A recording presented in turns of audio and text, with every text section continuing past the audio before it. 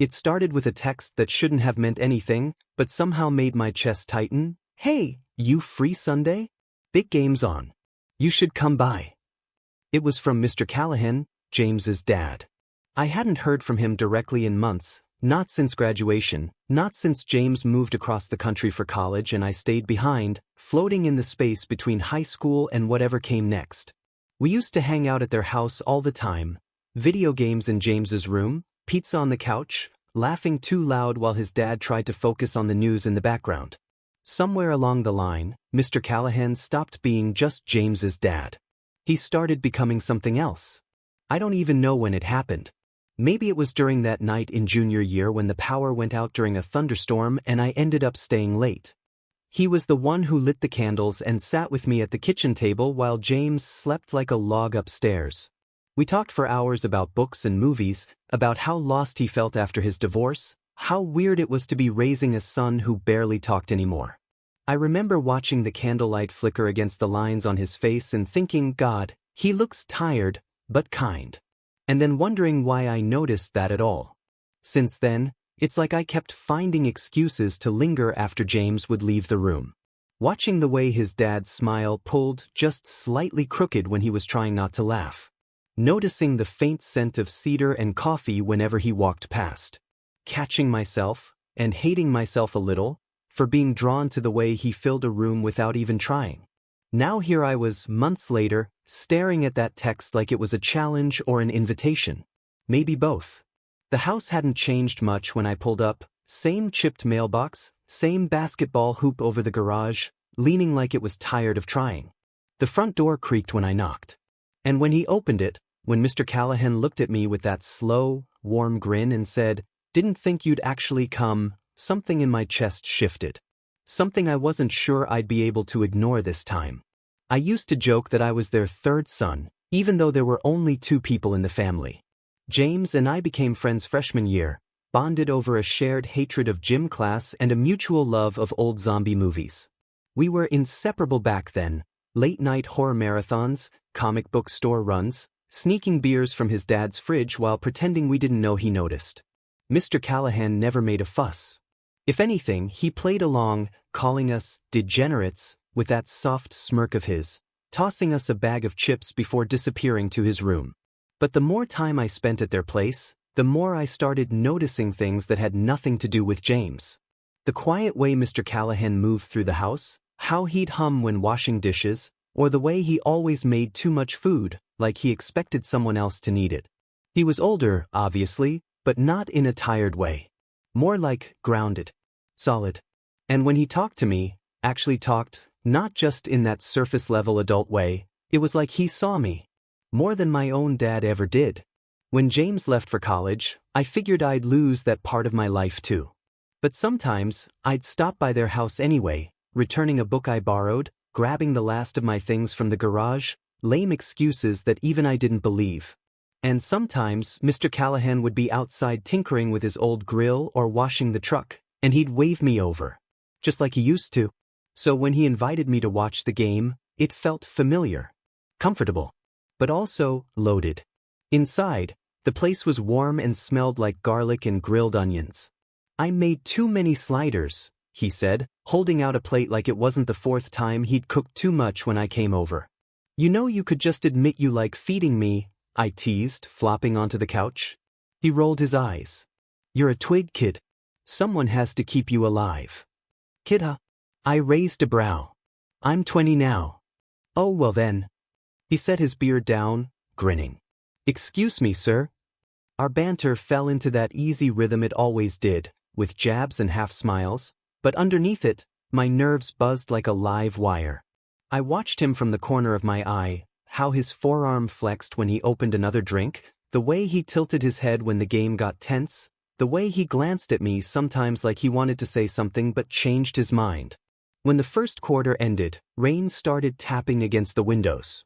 Not the gentle kind, loud, insistent, drumming against the roof like it was trying to get in. He glanced outside. "Damn, didn't think it'd hit this early."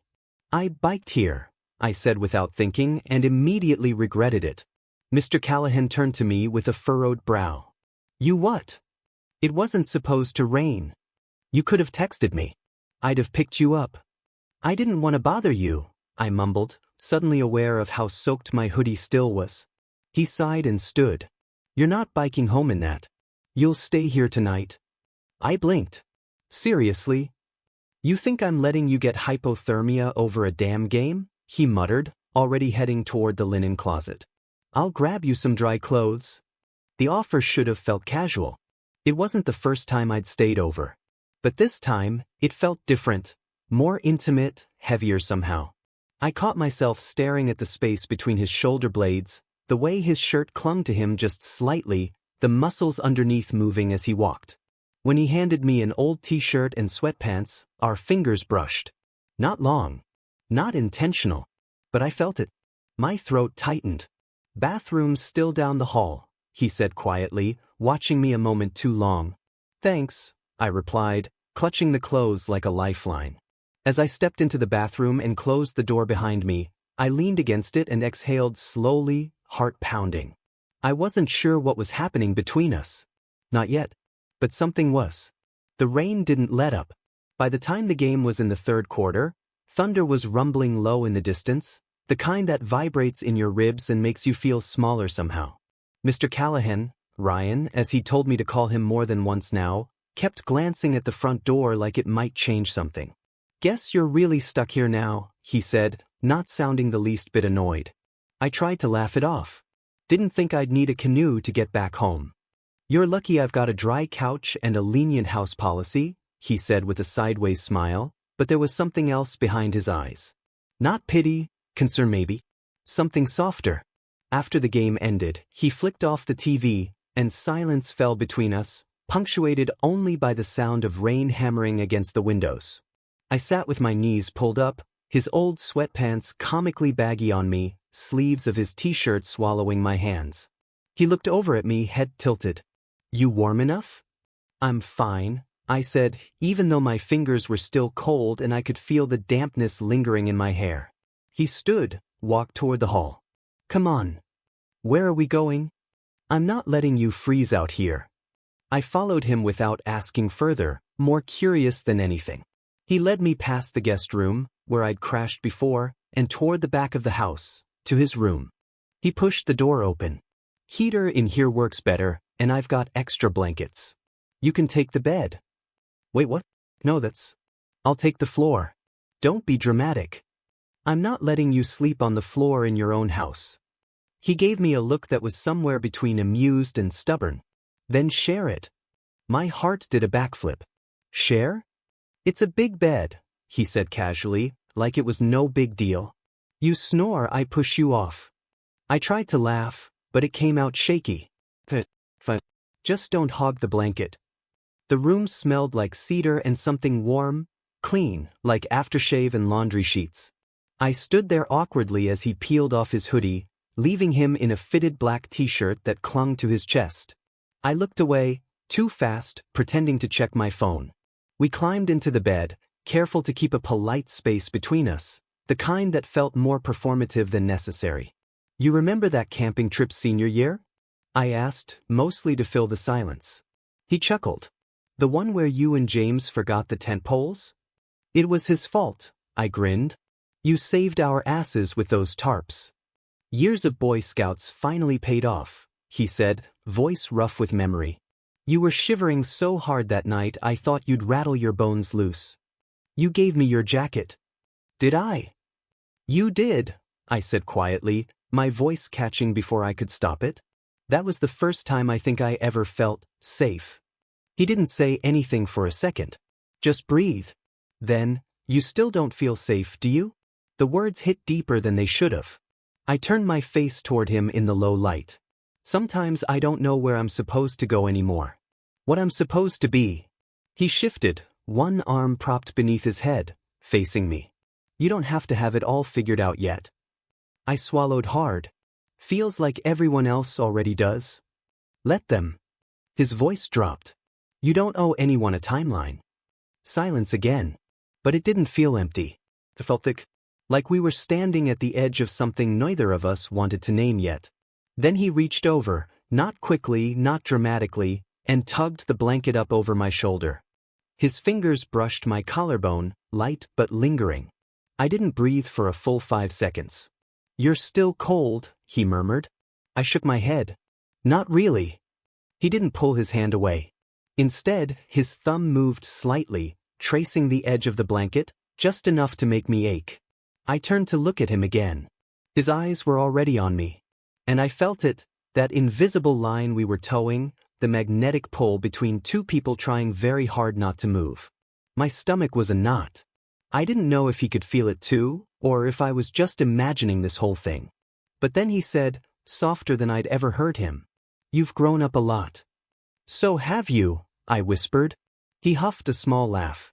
"Not sure that's a compliment at my age." I dared a half smile. "It is when it looks like that." He blinked. Just once. But I saw the ripple of surprise, then something warmer underneath it. Affection, maybe. But he didn't move closer. But he didn't move away, either. And in that stillness, I realized I was standing on the edge of a truth I'd kept buried for too long. I wanted him. Not just the quiet moments or the lingering looks. But wanting him and saying it out loud were two very different things. So I stayed quiet. Waiting. And in that pause, where anything could have happened, I saw him smile. Not the usual crooked grin. Something softer. Something that told me maybe, just maybe, he was waiting too. I don't know how long we stayed like that, facing each other in the quiet dark, the blanket pulled to our chests like a fragile barrier neither of us dared cross. I couldn't sleep.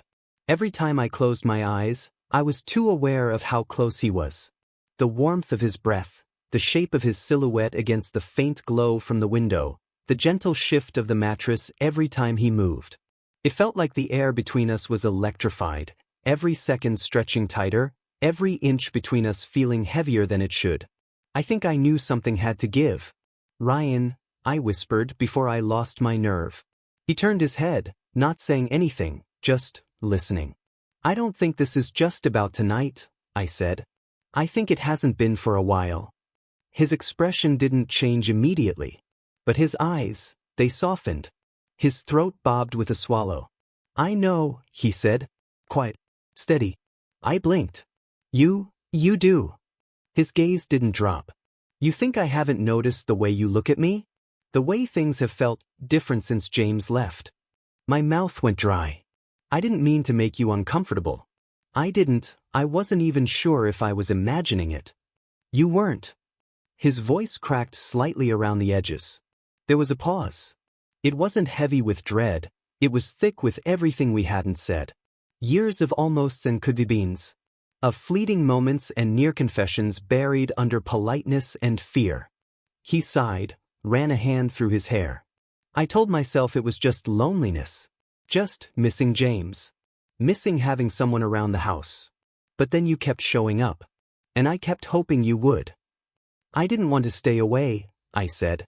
"I think I was looking for excuses to see you." He looked at me for a long time. Like he was searching for something behind my eyes. "You're so young." That stung even though I understood it. "I know," I said, heart pounding. And he talked. He smirked, but it faded almost immediately. "You're 20. I'm 42. I've lived a whole life you haven't even touched yet. I don't care about that." "You should." I sat up slightly, propping myself on my elbow. "But I don't. I care about you." I said it. And once it was out, I couldn't stop.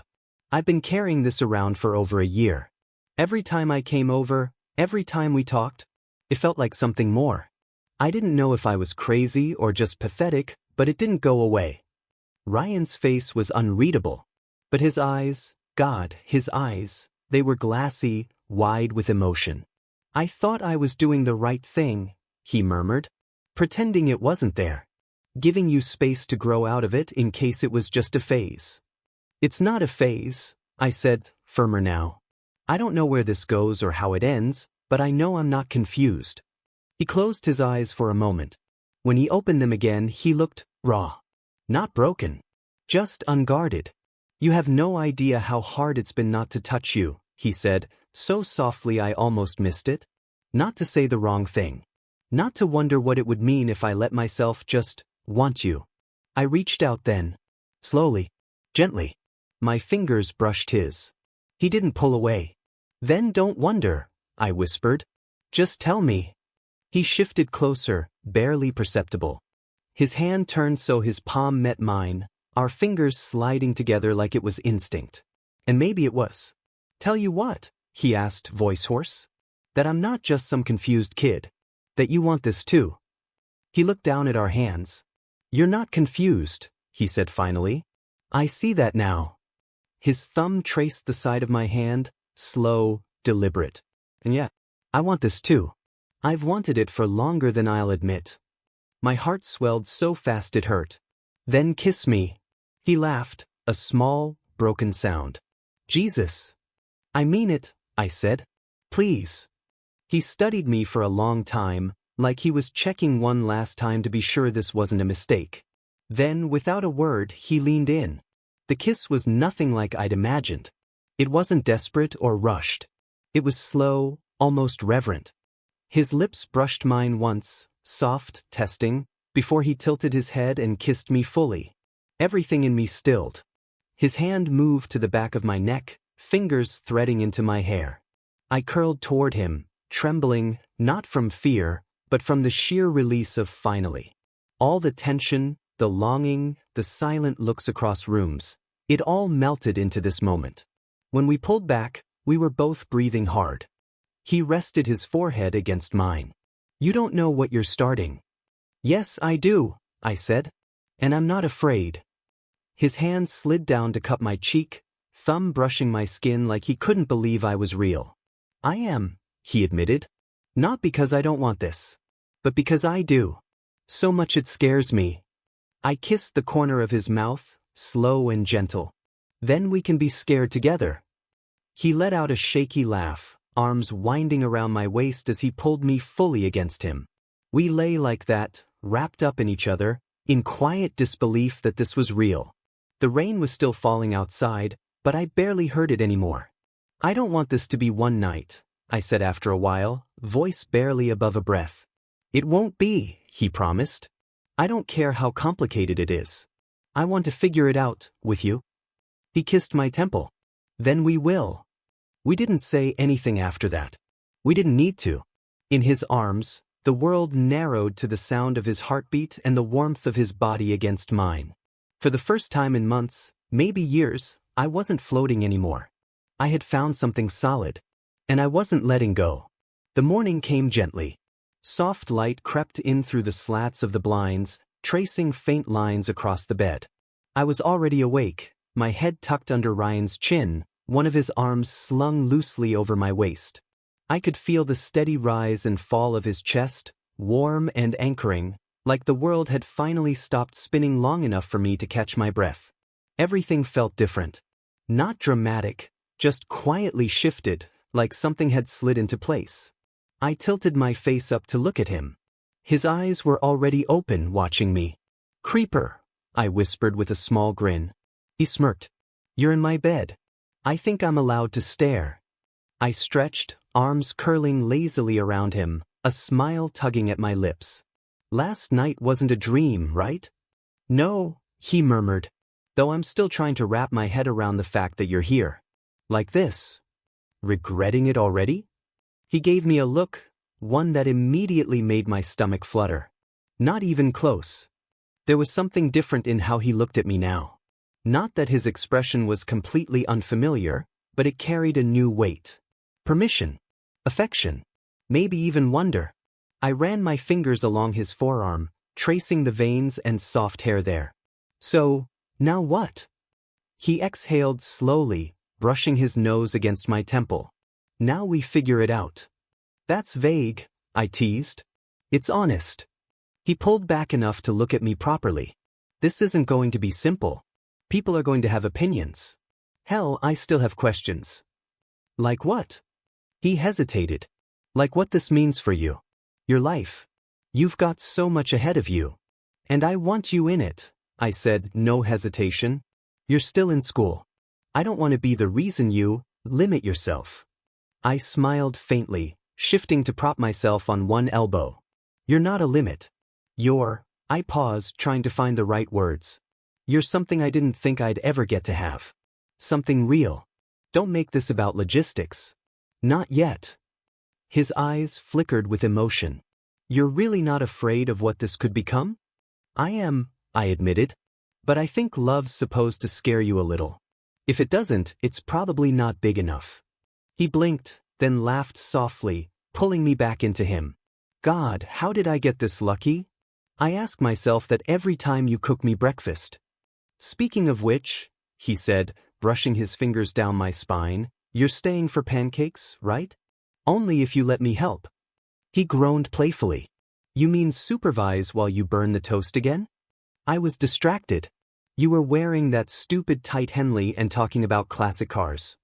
Ah, so it's my fault you almost set my kitchen on fire? Entirely. He kissed me then, short, smiling. Familiar now, but still thrilling. Like the electric hum of something just beginning. We lay there a bit longer, limbs tangled, talking about nothing and everything. Weekend plans. Whether or not we'd tell James. Where we'd go next summer. If we'd ever get caught holding hands in public. The hard stuff hovered around the edges, but neither of us pushed it away. Eventually, I sat up, looking around his room like I was seeing it for the first time. You think it'll always feel like this? This easy?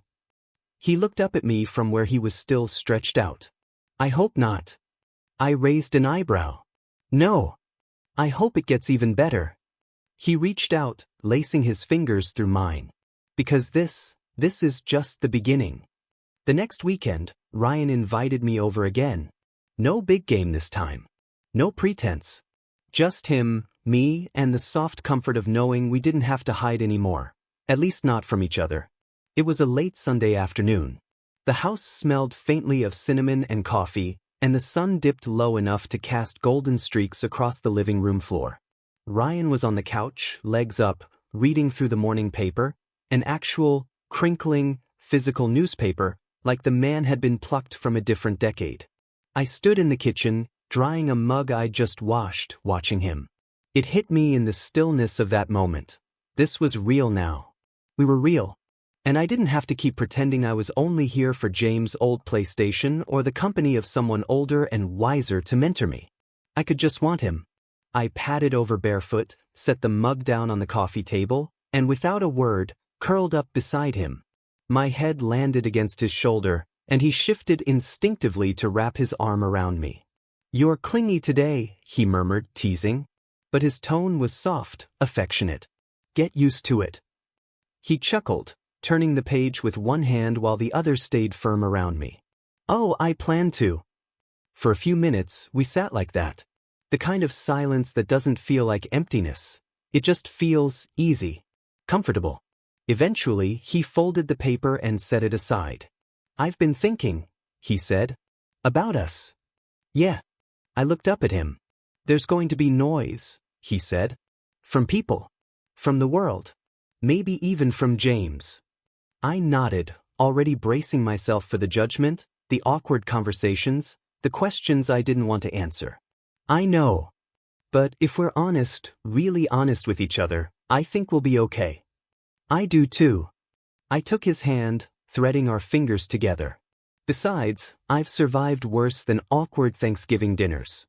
He laughed. Don't remind me.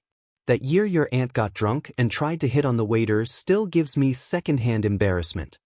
Exactly. If I can survive that, I can survive anything. He squeezed my hand gently. I want to do this right, you know? No games. No weird secrets. You're not some fling or a mistake I need to rationalize. I never thought I was, I said. But it means a lot to hear you say it. There was a pause. Then he glanced toward the side table and reached into the drawer. He pulled out a key. It wasn't in a box, wasn't wrapped in anything fancy. Just a plain, worn brass key. He held it out to me. I stared at it. You're giving me a key? Peston. He nodded, his voice quiet. I don't want you to feel like you're only welcome when I say so. This is your place too, if you want it to be. Emotion caught somewhere in my throat.